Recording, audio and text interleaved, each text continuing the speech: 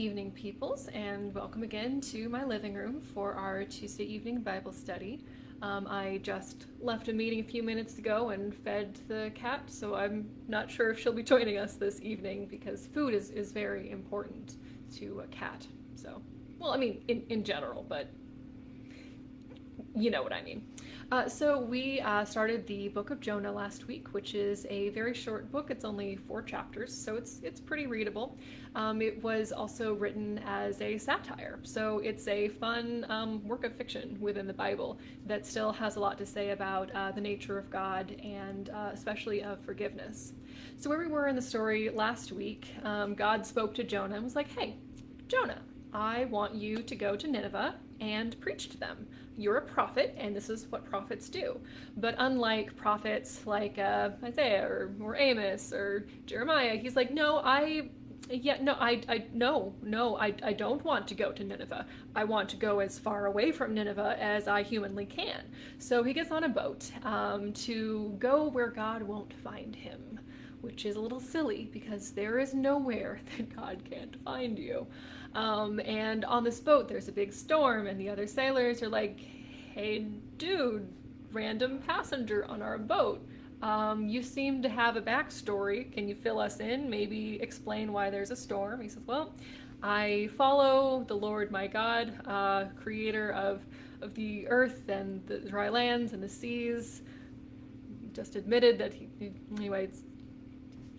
God made the seas. You can't hide from God on the seas. But Jonah is not the smartest figure in the Bible. They find out that he is trying to run away from God. They also don't seem super impressed by his logic. And so he ends up being thrown overboard, and immediately the storm ends. He is a Jonah. This is a kind of sad thing in the history of sailing that if there is trouble on board or trouble with weather, there's kind of a superstition that it's somebody's fault. So, which it's not. Weather is no one's fault, but it is a lot easier if we have somebody to blame for things. So tonight we have chapter 2 of Jonah. Went out for a second. So hear now the word of the Lord. Then Jonah prayed to the Lord his God from the belly of the fish, saying, "I called to the Lord out of my distress, and God answered me. Out of the belly of the deep I cried, and you heard my voice. You cast me into the deep, into the heart of the seas, and the flood surrounded me. All your waves and your billows passed over me. Then I said, I am driven away from your sight. How shall I look again upon your holy temple? The waters closed in over me. The deep surrounded me. Weeds were wrapped around my head at the roots of the mountains. I went down to the land whose bars closed upon me forever. Yet you brought up my life from the pit, O Lord my God. As my life was ebbing away, I remembered the Lord, and my prayer came to you, into your holy temple. Those who worship vain idols forsake their true loyalty, but I, with the voice of thanksgiving, will sacrifice to you. What I have vowed, I will pay. Deliverance belongs to the Lord." Then the Lord spoke to the fish, and it spewed Jonah out upon the dry land. This is the word of the Lord.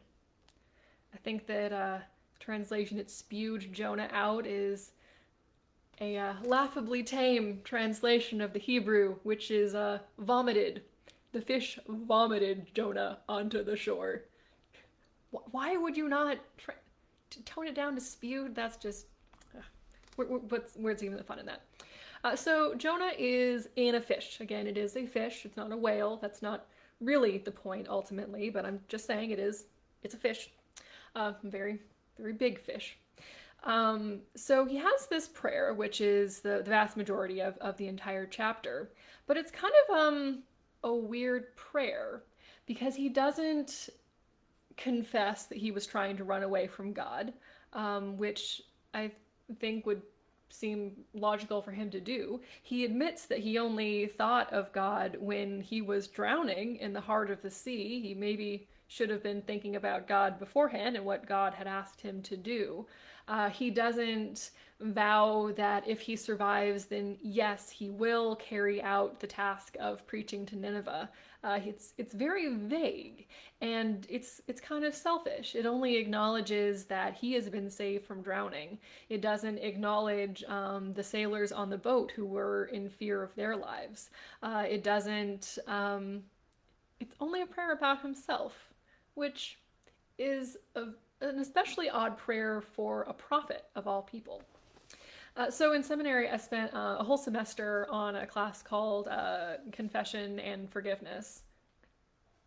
Yeah, that was the name. Not pardon, it was forgiveness. And so we talked about what makes a good apology. And if an apology has the word if in it, it is not an apology. I'm sorry if I offended you is not an apology because you are not accepting that you did offend somebody.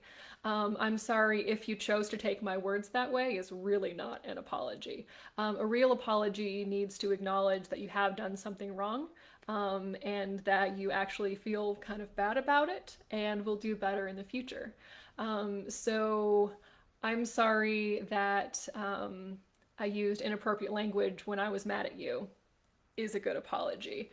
I'm sorry that I forgot to feed the cat early enough that she could feature in this video is kind of a trivial apology, but means more.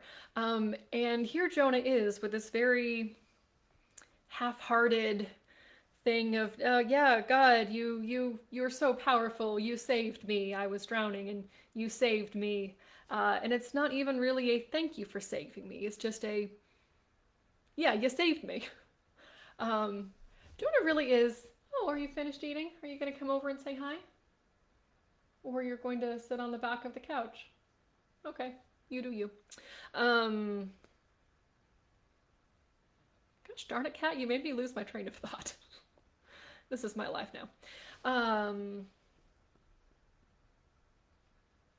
Yeah, so it is kind of a weird prayer, and it's definitely not one that you would expect to hear from anyone else of the prophets in the Bible. But Jonah is very unlike the prophets in the Bible. He is primarily concerned with his own self-preservation and doing what he wants to do, rather than living out the will of God, loving people, helping people, encouraging them to do what is right, which is what other prophets do. So this is kind of why, it's one of the reasons why the book is a satire, because Jonah is in many ways the opposite of what a prophet should be. And then of course it has these great images of a prophet being vomited out of the stomach of a big fish.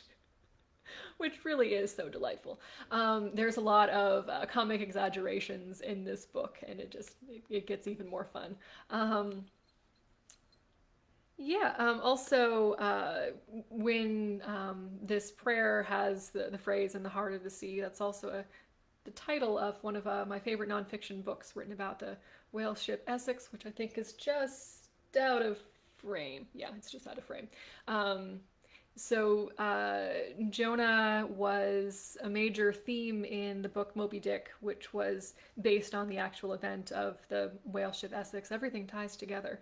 But it's definitely a very nautically themed book, and Jonah is referenced quite a lot in pop culture, weirdly enough. I think it's interesting that we're so fixated on that, but because it is also a work of fiction and a very dramatic satire and action story, and really, you're just sitting there. Usually, she loves whenever I'm here talking to the computer because I'm a captive audience to just pet her for hours on end if I have a full day of Zoom meetings.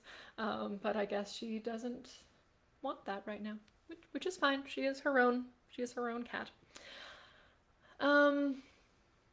Yeah, so this is, I think, the shortest chapter of the four chapters in Jonah. It's not as action packed because Jonah is inside the belly of a fish for 3 days, which is the amount of time that the ancient world believed it would take you to get to whatever they interpreted of as the afterlife. So there's kind of an interesting play of Jonah has died and been reborn when the fish spits him out.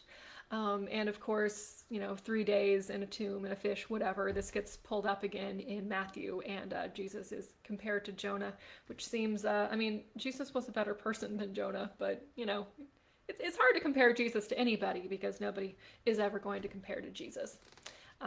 That's another one of those offhanded comments that I think people should be laughing at, and I don't know if you are. That's fine. Anyway, join us again next week for the third chapter of Jonah. Some really fun things happen there.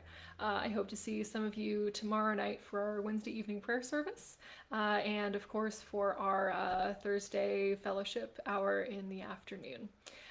So I guess I am saying goodnight for myself and on behalf of the cat, who is giving me kind of some glares from the couch now. I don't know what I did. So good night, peoples, and stay healthy until I can see you again.